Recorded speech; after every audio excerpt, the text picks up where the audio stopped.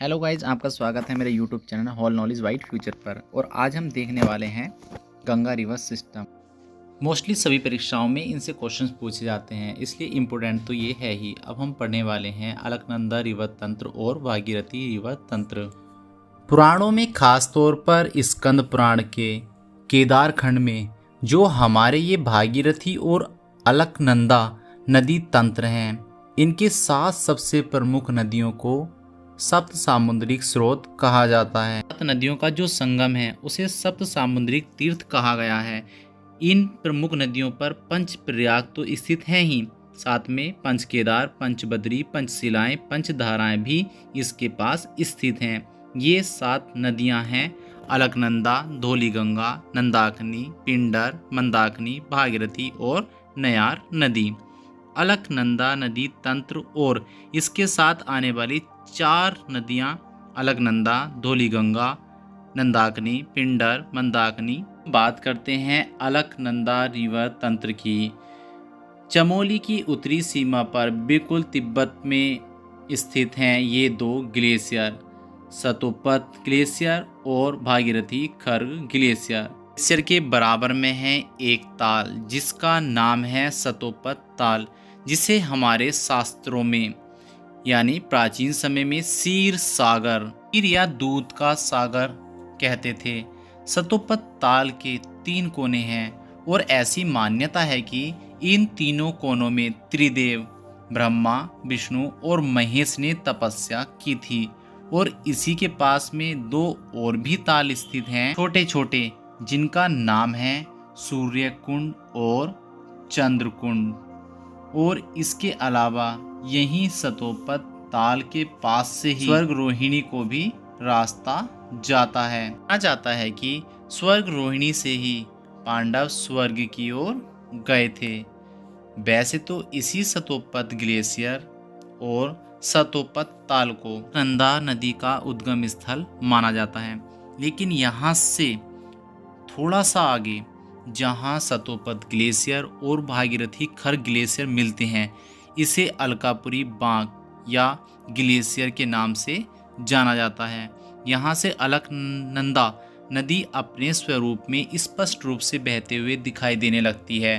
और फिर यहाँ से थोड़ा आगे बढ़कर इस जगह पर स्थित है वसुधारा या बासुधारा जलप्रपात, अलकनंदा में आकर मिल जाता है। इसके बाद अलकनंदा आगे बढ़ते हुए सबसे पहले मिलती है सरस्वती नदी से केशव प्रयाग पर। माना दर्रा के पास एक स्थान है रत्ताकोना, वहाँ पर स्थित देवताल, वहाँ से सरस्वती नदी निकलती है। सरस्वती नदी में ही माना गांव में स्थित है भीम पुल, जो एक बड़ा सा पत्थर है जिसे देखकर ऐसा लगता है कि ये नदी को पार करने के लिए रखा गया है। भीम पुल स्वर्ग रोहिणी की ओर बढ़ते हुए इस स्थान पर सरस्वती नदी को पार करने हेतु महाबली भीमसेन ने एक विशाल पत्थर की शिला उठाकर पुल का निर्माण किया था। इस पुल से पार होकर पांडव आगे बढ़े थे, तब से यह पुल भीम पुल के नाम से प्रसिद्ध हुआ। इस सब प्रयाग से मिलने के बाद अलकनंदा नदी बढ़ती है आगे बद्रीनाथ की ओर। बद्रीनाथ के पास में यहाँ पर नीलकंठ पर्वत स्थित है, जो शिव धाम एवं ट्रैकिंग के लिए काफ़ी प्रसिद्ध है। और इसी के पास से निकलती है ऋषि गंगा नदी। अलकनंदा जैसे ही मंदिर क्षेत्र को क्रॉस करके आगे बढ़ती है, ऋषि गंगा उसमें मिल जाती है। इसी नदी तंत्र में एक और ऋषि गंगा नदी है, जो कि धौलीगंगा की सहायक नदी है। बद्रीनाथ का तात्पर्य है भगवान विष्णु से। तो बद्रीनाथ मंदिर क्षेत्र की तलहटी से हम कह सकते हैं उसके पैरों के पास से होकर अलकनंदा नदी गुजरती है बद्रीनाथ में। इसलिए यहाँ से आगे अलकनंदा को विष्णुपदी गंगा के नाम से भी जाना जाता है। इसके बाद आगे बढ़ते हुए अलकनंदा में कई छोटी बड़ी जलधाराएं आकर मिलती रहती हैं। और फिर यहाँ से आगे अगला धार्मिक और ऐतिहासिक पड़ाव आता है हनुमान चट्टी। हनुमान चट्टी उत्तराखंड में 2 जगह हैं जहाँ हनुमान गंगा और यमुना नदी मिलती है। दूसरा है अलकनंदा नदी के पास बद्रीनाथ रोड पर। इससे जुड़ी है ये प्राचीन कहानी। ऐसा कहा जाता है कि जब पांडव अपनी यात्रा के दौरान यहाँ से गुजर रहे थे, तब भीम को रास्ते में इसी जगह पर एक बूढ़ा बंदर मिला जो रास्ते में अपनी पूंछ बिछाए बैठा था। भीम ने उस बंदर से कहा कि कृपया कर अपनी पूंछ हटाइए और हमें आगे जाने का रास्ता दीजिए। बंदर ने कहा, मैं काफ़ी वृद्ध हो चुका हूँ, मुझ में शक्ति नहीं बची, तुम इसे खुद ही हटा लो। फिर जब उसने हटाने की कोशिश की तो वो पूरी शक्ति लगाने के बावजूद उस पूंछ को बिल्कुल भी हिला नहीं सके। तब उन्हें पता चला कि ये कोई और नहीं, हनुमान जी ही हैं, और तब से इस जगह पर ये हनुमान मंदिर बना हुआ है। यहाँ से आगे बढ़ते हुए अलकनंदा अब पहुँचती है गोविंद घाट पर। 82 किलोमीटर का सफ़र तय करते हुए लक्ष्मण गंगा आकर अलकनंदा में मिलती है। लक्ष्मण गंगा चमोली में ही स्थित हेमकुंड के पास एक ग्लेशियर से निकलती है और हेमकुंड के पास से हेमगंगा या भुंडार लक्ष्मण गंगा के नाम से भी जाना जाता है। यहाँ से थोड़ा आगे बढ़कर घगरिया नामक जगह पर इसमें पुष्पावती नदी आकर मिल जाती है और फिर फाइनली गोविंद घाट पर लक्ष्मण गंगा अलकनंदा में जाकर समा जाती है। और फिर यहाँ से आगे बढ़ते हुए अलकनंदा पहुँचती है 5 प्रयागों में से सबसे पहले प्रयाग विष्णु प्रयाग पर। विष्णु प्रयाग में पश्चिमी धौली गंगा अलकनंदा से मिलती है। धौली गंगा भी 2 हैं। दूसरी है पूर्वी धौली गंगा जो कि कुमाऊं क्षेत्र में बहती है। पश्चिमी धौली गंगा की प्रमुख सहायक नदी है ऋषि गंगा जो निकलती है नंदा देवी पर्वत श्रेणी के पास से, और पश्चिमी धौली गंगा से ये रैनी नामक स्थान पर मिल जाती है। इसके अलावा पश्चिमी धौली गंगा की कुछ सहायक नदियां हैं, गणेश गंगा, क्योगाड़ और गिरथी। और विष्णु प्रयाग के इतिहास की बात करें तो ऐसा कहा जाता है कि यहाँ पर जो देव ऋषि नारद थे उन्होंने विष्णु भगवान की आराधना की थी। इसके अलावा इस संगम के 2 और जय और विजय नाम के 2 पर्वत स्थित हैं। 5 प्रयागों में से विष्णु प्रयाग एक ऐसा प्रयाग है जिसके आसपास कोई भी शहर या कोई भी गांव नहीं बसा हुआ है, बस संगम पर एक विष्णु मंदिर स्थित है। विष्णु प्रयाग से आगे अलकनंदा बहुत सकरी घाटी से होकर बहने लगती है और फिर अगले प्रयाग यानी नंद प्रयाग और विष्णु प्रयाग के बीच में और बहुत सी नदियां आकर अलकनंदा नदी से मिलती हैं जो है बालखिल्फ नदी। ये नदी तुंगनाथ रुद्रनाथ की श्रेणियों से निकलती है। इसके अलावा बिरथी से निकलने वाली बिरही गंगा और पाताल गंगा गरुण गंगा भी अलग अलग स्थानों से निकलकर इसी बीच अलकनंदा में मिलती हैं। फिर अलकनंदा आगे बढ़ते हुए पहुंचती है नंद प्रयाग। ये भी चमोली जिले में ही स्थित है और यहाँ पर नंदाकिनी नदी अलकनंदा से मिलती है। नंदाकिनी नदी त्रिशूल पर्वत के पास नंदा घोंगटी से निकलती है और नंद प्रयाग के बारे में ऐसी मान्यता है कि ये यदु वंश साम्राज्य की राजधानी हुआ करता था और यहाँ के राजा नंद ने एक बार बड़े से पत्थर पर यह करवाया था जो कि बाद में मंदिर का नींव बन गया। यहाँ से आगे अलकनंदा पहुँचती है कर्णप्रयाग पर। ये भी चमोली जिले में है। यहाँ अलकनंदा से आकर मिलती है पिंडर नदी जो बागेश्वर के पास पिंडारी ग्लेशियर से निकलती है। पिंडर नदी को भी पिंडर गंगा या कर्ण गंगा के नाम से भी जाना जाता है और इसकी प्रमुख सहायक नदी है दूधातोली श्रेणी की उत्तरी ढलान से निकलने वाली आटागाड़ नदी। पिंडारी नदी की एक खास बात यह है कि ये बाकी सब नदियों की अपेक्षा बहुत तेज गति से और आवाज़ करते हुए आगे बहती है या बढ़ती है। अब बात करते हैं कर्णप्रयाग के इतिहास की। तो ऐसी मान्यता है कि महाभारत में जो महादानी कर्ण थे उन्होंने अपने पिता सूर्यदेव की यहाँ पर आराधना की थी और यहीं कुछ कुरुक्षेत्र का युद्ध समाप्त या खत्म होने के बाद श्री कृष्ण ने कर्ण का दाह संस्कार किया था, इसीलिए यहाँ पर कृष्ण कर्ण मंदिर स्थित है। इसके अलावा एक विशाल प्राचीन उमा देवी मंदिर यहाँ पर स्थित है। आगे बढ़ते हैं रुद्रप्रयाग। जो रुद्र जिले में स्थित है। रुद्रप्रयाग में मंदाकिनी नदी अलकनंदा से मिलती है।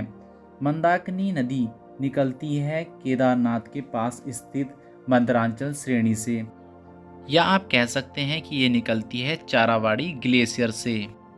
इसकी लंबाई है 81.3 किलोमीटर। कहीं कहीं इसकी लंबाई देखने के लिए मिलेगी 70 किलोमीटर। और मंदाकिनी नदी की खास बात यह है कि प्रमुख नदियों में से केवल मंदाकिनी नदी ऐसी है जो दाईं ओर से अलकनंदा से मिलती है। मंदाकिनी की सहायक नदी है मधुगंगा और बासुकी, जिसे सोनगंगा के नाम से भी जाना जाता है। मधुगंगा मध्वेश्वर क्षेत्र से निकलकर कालीमठ में मंदाकिनी से मिलती है और बासुकी केदारनाथ के पास स्थित बासुकी ताल से निकलकर सोनप्रयाग में मंदाकिनी से मिलती है।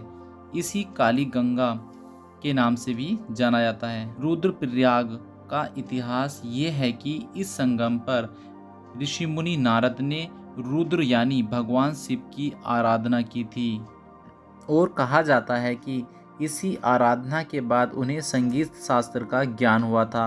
रुद्रप्रयाग में छोटे बड़े मिलाकर लगभग में 200 से ज़्यादा शिव मंदिर हैं, इसलिए शायद रुद्रप्रयाग को प्राचीन समय में रुद्रालय, रुद्र क्षेत्र, रुद्रव्रत कहा जाता था। देवप्रयाग टिहरी जिले में स्थित है। देवप्रयाग के इस बेहद प्रसिद्ध और पवित्र संगम पर गंगोत्री ग्लेशियर के पास स्थित गोमुख ग्लेशियर से निकलने वाली देवप्रयाग तक 205 किलोमीटर तक का सफ़र तय कर लेती है। 190 किलोमीटर या 195 किलोमीटर तक का सफ़र तय करने वाली अलकनंदा नदी से देवप्रयाग में आकर मिलती है। इस जगह ये दोनों मिलकर भारत की राष्ट्रीय नदी गंगा का निर्माण करती हैं। 4 नवंबर 2008 को सरकार ने गंगा के पौराणिक और धार्मिक महत्व को समझते हुए गंगा को राष्ट्रीय नदी घोषित किया था और इसके साथ साथ गंगा नदी बेसिन अथॉरिटी की भी स्थापना की थी, जिसका उद्देश्य था गंगा के पानी को स्वच्छ बनाए रखने के लिए काम करना। इसके बाद 2009 में स्पर्श गंगा अभियान और 2014 में नमामि गंगे अभियान भी चलाया गया, परंतु इनका कोई खास प्रभाव देखने को नहीं मिला। गंगा नदी की कुल लंबाई 2525 किलोमीटर, जिसमें उत्तराखंड में यानी देवप्रयाग से लेकर उत्तर प्रदेश में आने तक की कुल लंबाई है 96 किलोमीटर। उत्तराखंड की जो सबसे बड़ी नदी है वो है भागीरथी नहीं है। उत्तराखंड की सबसे लंबी नदी है काली नदी 252 किलोमीटर, जिससे शारदा नदी भी कहते हैं। वॉल्यूम वाइज सबसे बड़ी नदी है अलकनंदा नदी, क्योंकि इसमें पानी की मात्रा सबसे ज़्यादा है। जब अलकनंदा और भागीरथी देवप्रयाग में मिलती हैं तो इन्हें अलग नाम से भी जाना जाता है, जो कि काफ़ी इंटरेस्टिंग है, सास और बहू। यहाँ भागीरथी है सास, अलकनंदा है बहू। ऐसा शायद इसलिए कहा जाता है क्योंकि एक तो भागीरथी बड़ी है अलकनंदा से और दूसरा वो सबसे प्रमुख है। गंगा नदी तंत्र में, या हम कह भी सकते हैं ये कि खुद गंगा ही है, इसलिए शायद उसे बड़ा दिखाया गया हो। लेकिन जो स्थानीय लोग हैं उनका ये मानना है कि भागीरथी काफ़ी तीव्र गति से बहती है और उसमें काफ़ी अशांति होती है, इसलिए उसे सास, और अलकनंदा शांति से बहती है इसलिए उसे बहू कहा जाता है। लेकिन लोग ऐसा क्यों कहते हैं या किस आधार पर कहते हैं, ये तो खैर वही जाने। अब हम जानते हैं देवप्रयाग के इतिहास के बारे में। लोक कथाओं के अनुसार देवप्रयाग को देव शर्मा नाम के एक तपस्वी ने बसाया था और इसके अलावा ये भी कहा जाता है कि भगवान श्री राम ने रावण का वध करने के बाद इसी संगम पर दोष निवारण तपस्या की। यहाँ पर द्रविड़ शैली से निर्मित रघुनाथ मंदिर की स्थापना आदि गुरु शंकराचार्य ने कराई थी और देवप्रयाग को सुदर्शन क्षेत्र, इंद्रप्रयाग क्षेत्र के नाम से भी जाना जाता है। देवप्रयाग 3 पर्वतों से घिरा हुआ है, दर्शनांचल, गर्त और नरसिंह। यहाँ पर 2 कुंड भी स्थित हैं। अलकनंदा की ओर है वशिष्ठ कुंड, भागीरथी की तरफ है ब्रह्मकुंड। एक और रोमांचक इतिहास यह है कि ऐसा कहा जाता है देवप्रयाग पर कोई भी कुआं देखने को नहीं मिलता है। लोक कथाओं और जनमश्रुतियों के अनुसार यहाँ एक बार श्री राम ने अभद्र व्यवहार के कारण एक कुएं को सजा दी थी। तब से देवप्रयाग में कोई भी कुआं देखने को नहीं मिलता है। अब फाइनली हम पहुंच गए हैं अलकनंदा रिवर सिस्टम के अंत तक। और यही वीडियो आपको यदि अच्छी लगी हो तो इसे लाइक और कमेंट्स करना ना भूलें। धन्यवाद।